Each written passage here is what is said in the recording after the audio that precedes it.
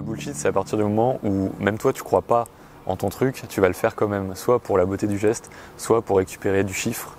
Ça, c'est le bullshit. Dire à ton client, ouais, on va faire une opération virale, ça va faire le buzz, c'est du bullshit. Déjà, on ne peut pas le prévoir, on peut juste mettre tous les indicateurs au beau fixe pour espérer que peut-être notre opération prenne. Et cette transparence, ce manque de transparence en tout cas, aujourd'hui, c'est ce qui fait défaut à beaucoup de professionnels en fait, du secteur. Le fait qu'il y ait énormément de néologismes ou d'anglicismes dans notre métier, tu vois, digital, etc., ça fait que les gens sont perdus. Les gens sont perdus, font appel à des professionnels en espérant se faire aiguiller, et au final, ils sont juste un peu plus enfumés, quoi. Du coup, quand on se retrouve dans des situations où on fait appel à des growth hackers, si tu te renseignes un peu sur le métier, tu vois que au final, ouais, il y a 2-3 techniques de growth hack à proprement parler, mais les 3/4 des méthodes, c'est du spamming, c'est du scrapping d'adresses mail sur des sites web pour pouvoir les spammer en boucle, c'est user et abuser des API mises à disposition par Facebook ou par Twitter pour booster son nombre d'abonnés ou faire du follow and follow de masse. Enfin, au bout d'un moment, faut qu'on arrête de vendre du vent dans ce secteur-là. Moi, c'est ça que j'appelle le bullshit, et c'est pour ça que je suis contre, quoi. Ça apporte rien au client en définitive. Quand on a plusieurs points de contact et que sur chaque point de contact on a un message ou un ton de parole qui est différent, c'est dommage. Je dis pas qu'il ne faut pas prendre en compte les spécificités des réseaux. Par exemple, Twitter, on sait très bien qu'on va être naturellement un peu plus de bon air qu'ailleurs. Mais il faut qu'on arrête de dire au CM, tiens, au community manager, tiens, voilà le compte Twitter, débrouille-toi, qu'il soit ni intégré dans le process de réflexion sur qu'est-ce que ça va être notre campagne de pub pour la rentrée, qu'il soit pas intégré dans les promotions, qu'il soit pas intégré, enfin bref, qu'il soit cavalier libre, cavalier seul, et qu'on lui dise, bon ben voilà, t'as vu la campagne comme tout le monde, tu te débrouilles. Ça pourrait déjà être une première approche.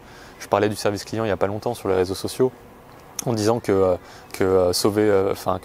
pouvait sauver une marque il y a 4-5 ans en faisant des blagues sur Twitter. Aujourd'hui, tout le monde fait des blagues sur Twitter. Tout le monde a un ton plutôt sympa sur Twitter. Maintenant, ce qu'on attend, c'est un vrai traitement qualitatif sur Twitter.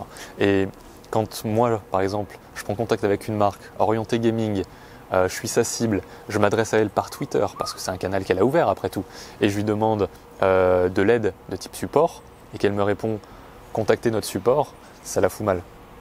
Ça la fout mal. J'ai pris contact, j'ai choisi ce canal-là, pourquoi tu veux m'orienter sur un autre canal ?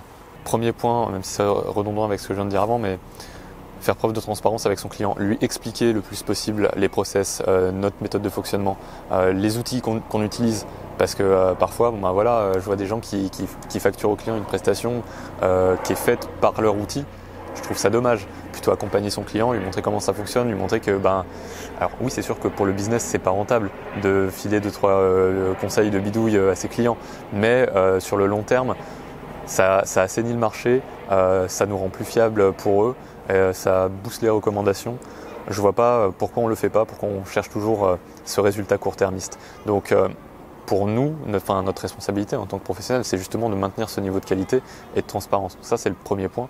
Comment on fait pour tacler ça? Le second point, il faut que nous, professionnels, on pointe tous ceux qui font n'importe quoi. On pointe les gens qui se proclament d'un métier ou d'un secteur ou d'un professionnalisme. On ne peut pas laisser des gens comme ça perdurer et faire du tort à tous ceux qui bossent bien en fait. Le conseil du vieux briscard, parce que mine de rien, ça va bientôt faire 10 ans, ça va bientôt faire 10 ans que je fais ça, c'est incroyable, ça passe une vitesse. Conseil du vieux briscard, restez authentique, ramenez plus d'authenticité justement dans les départements communication et marketing, c'est très important parce que j'ai travaillé dans un département marketing et c'est vrai que parfois quand on a la tête dans le guidon, on a tendance à jurer que par les chiffres. Parfois il faut savoir juste prendre du recul et se demander pourquoi. Juste ça, juste faire preuve de bon sens. Et j'espère qu'on va pas le perdre en cours de route.